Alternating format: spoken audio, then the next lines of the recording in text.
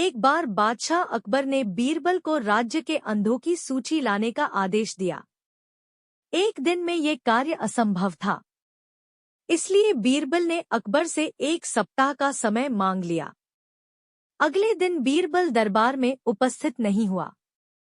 वह एक थैला लेकर नगर के हाट बाजार में गया और बीचों बीच एक स्थान पर बैठ गया। फिर उसने अपने थैले से जूता निकला और उसे सिलने लगा।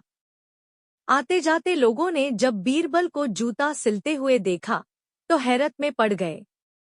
बादशाह अकबर के सलाहकार और राज्य के सबसे बड़े विद्वान व्यक्ति के बीच बाजार बैठकर जूते सिलने की बात किसी के गले नहीं उतर रही थी।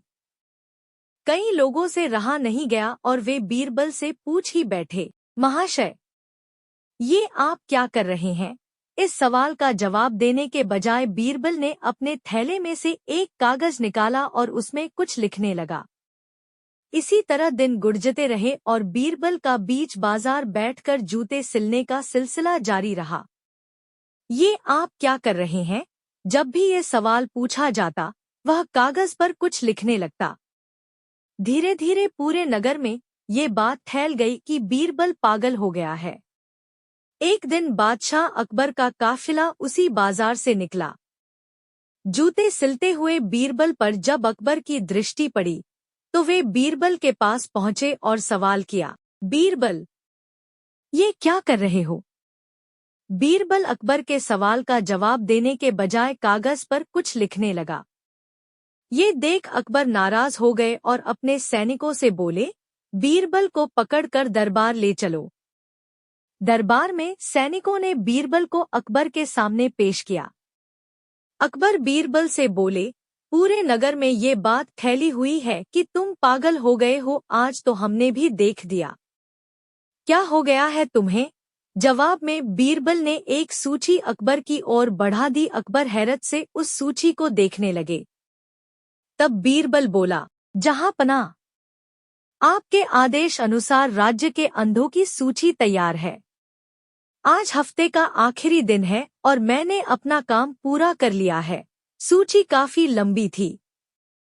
अकबर सूची लेकर उसमें लिखे नाम पढ़ने लगे।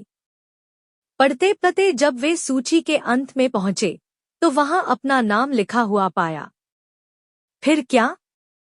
वे बौखला गए। बीरबल, तुम्हारी जरूरत कैसे हुई हमारा नाम इस सूची में डालने की? अकबर बीरबल पर बिफरने लगे। गुस्सा शांत करें हुजूर, मैं सब बता रहा हूँ, कहकर बीरबल बताने लगा। बादशाह सलामत, पिछले 1 सप्ताह से मैं रोज बीच बाजार जाकर जूते सिल रहा था।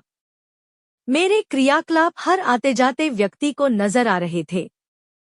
इस पर भी वे आकर मुझसे पूछते कि मैं क्या कर रहा हूँ और मैं उनका नाम अंधों की सूची में डाल देता। सब आंखें होते हुए भी अंधे थे हुजूर। गुस्ताखी माफ हुजूर, ये सवाल आपने भी किया था, इसलिए आपका नाम भी इस सूची में है। अब अकबर क्या कहते?